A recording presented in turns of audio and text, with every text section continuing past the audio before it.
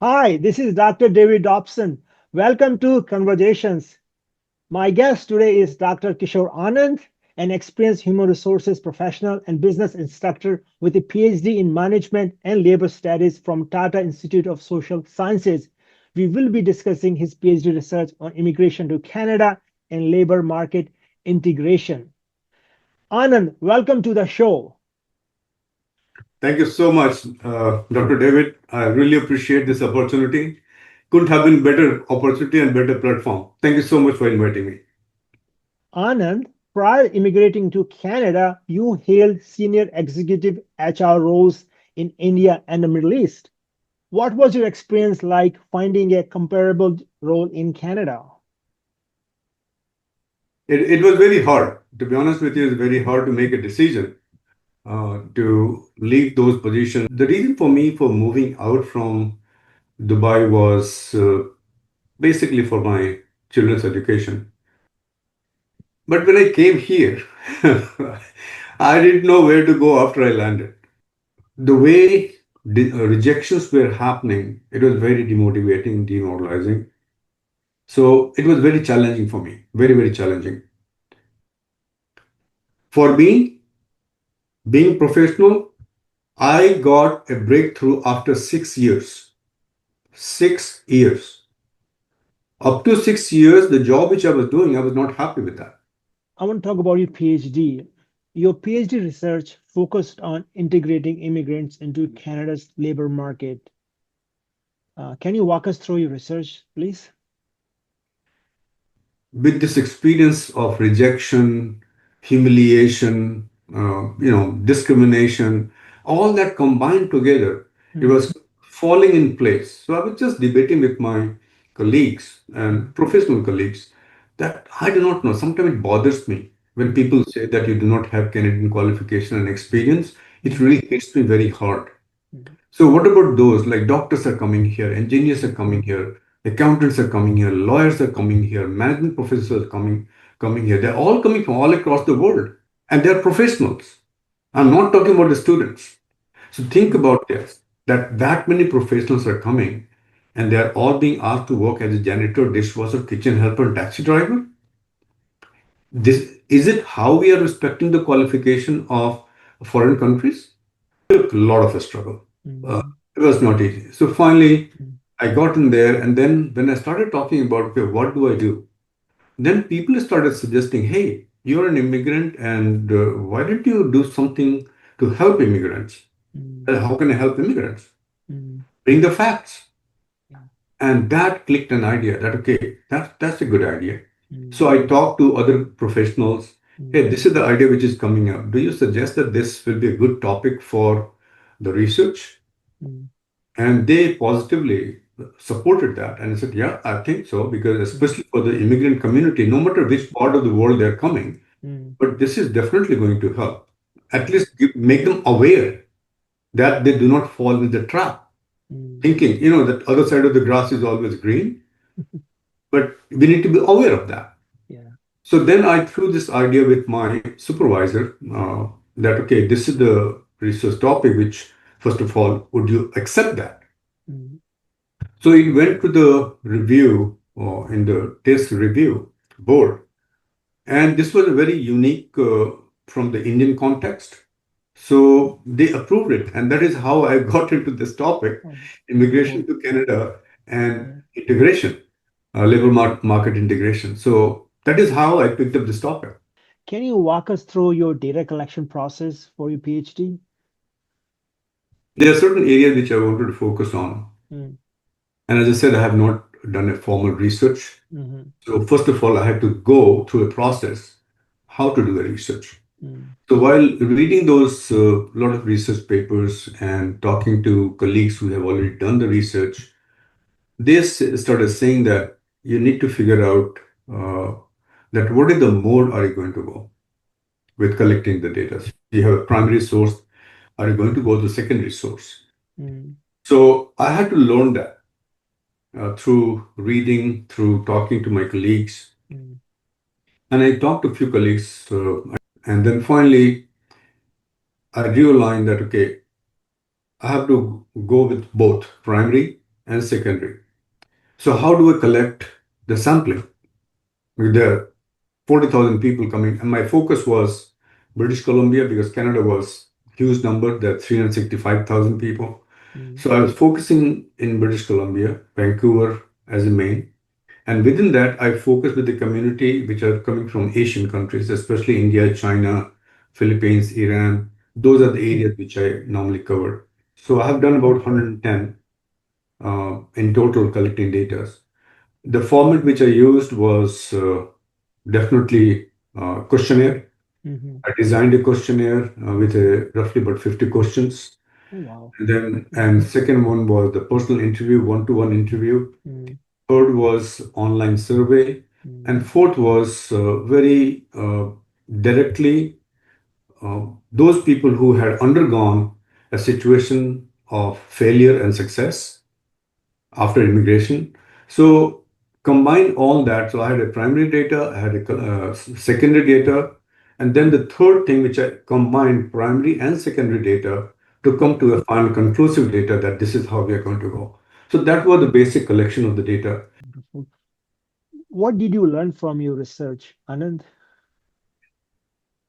The conclusion of this outcome was quite alarming, which I found out of this study that there's a big poor coordination between Ministry of Immigration, Refugees, Citizenship Canada, that's called IRCC, and the second one is ESDC, Employment of Social Development Canada. So the coordination between Ministry of Immigration sourcing people and ESDC, that is Employment and Social Development Canada, they need to coordinate that okay, these many people we are bringing in, now we have to integrate them into the labor system, into our organizations. They have no connectivity with the employers who are the actual hirers. So the role of Ministry of Immigration is very clear.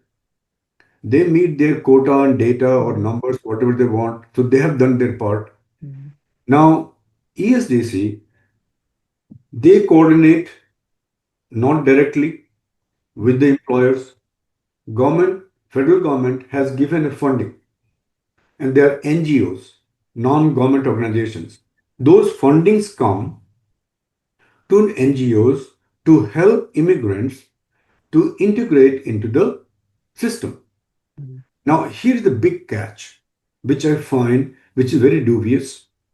Now, the data tells you the contract what NGOs get from the federal government that they need to place people on the job, let us say 50 people in this month.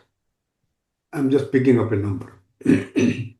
Now, this 50 people, if they're doctors, placement means they should be in the medical profession and medical line. That is what the placement I understand from HR perspective. mm, Now, the doctor, if he or she is put at a meat chopper, mm, placement is seen.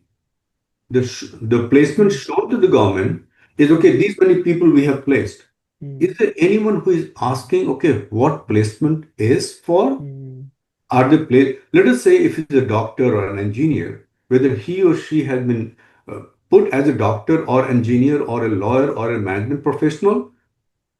I started my career as a sales associate.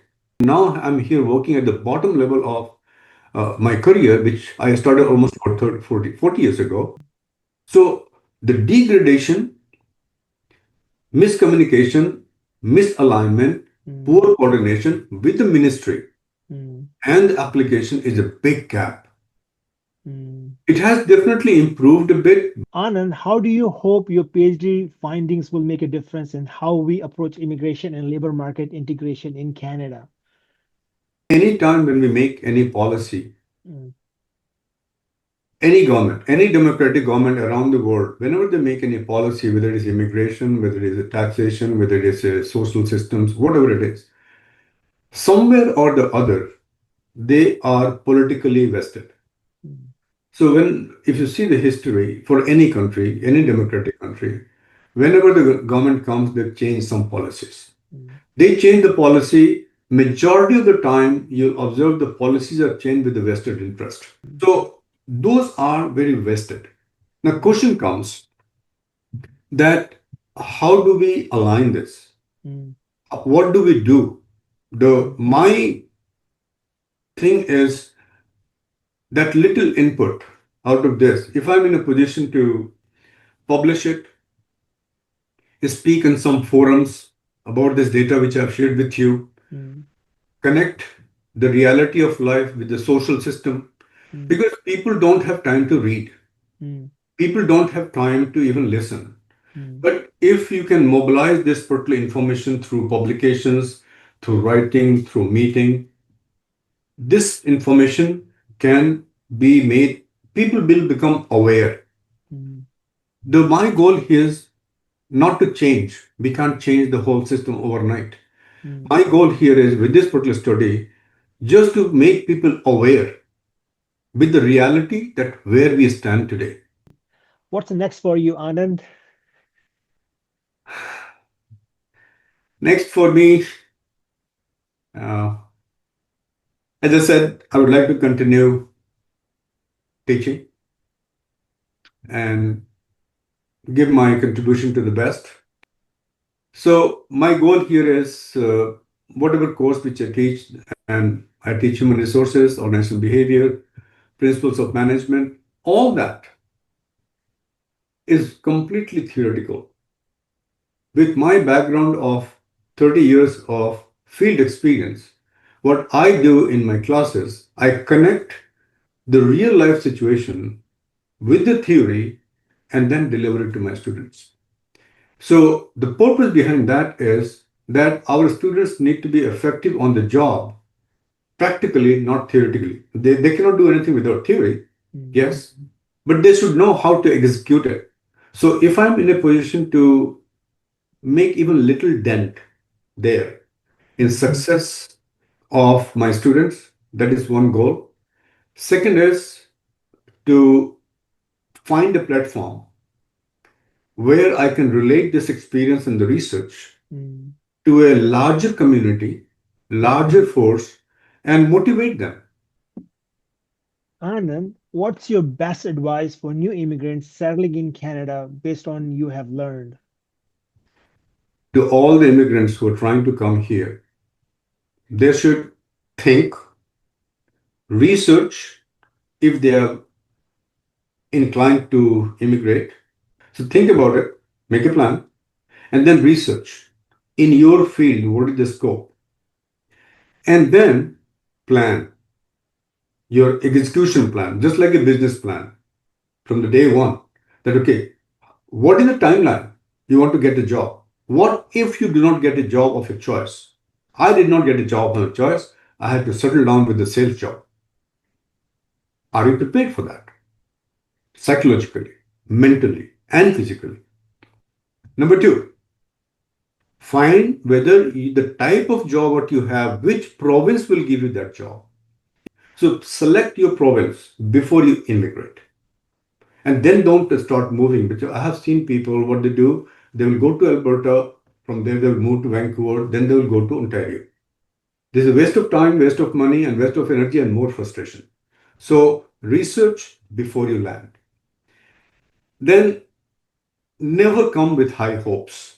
When you land here, one of few people are lucky, they might have job in hand, no problem.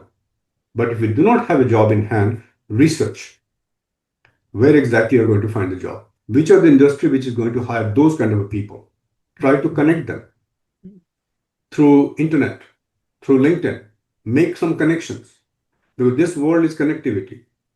If you don't connect, if you simply land at the Vancouver airport, it's going to be challenging. Mm, Then be ready to face the mental health issue. You will be under a lot of stress. If you're coming alone, even then you are stressed. If you're coming with family, you're 10 times more. So be prepared that the entire family is looking up to you. For doing that, you should come with enough funding. Just remember that you should come prepared here that for 1 year, I'm telling you, 1 year, you are not going to find a job of your choice. So you should have capacity, mental capacity to face those problems. face those challenges, face those humiliation, face those depression, face those demotivation. Take that energy to fight back. If you're desperate, don't be desperate, but at the same time, if any job is offered to you to begin with, that is what can make you survive, do it. There's a hidden racism in the country, which is everywhere in every part of the world. It's not only Canada. You need to understand that. There's a hidden racism of race, religion, caste, color. There's hidden. They don't tell you that. Mm, It is inherent. And mm. it's not in Canada. Whichever part of the world you want to immigrate, you will face that. So be prepared for that. I really appreciate sharing your research with us today, Anand. All the best. No, thank you, David, for giving this opportunity.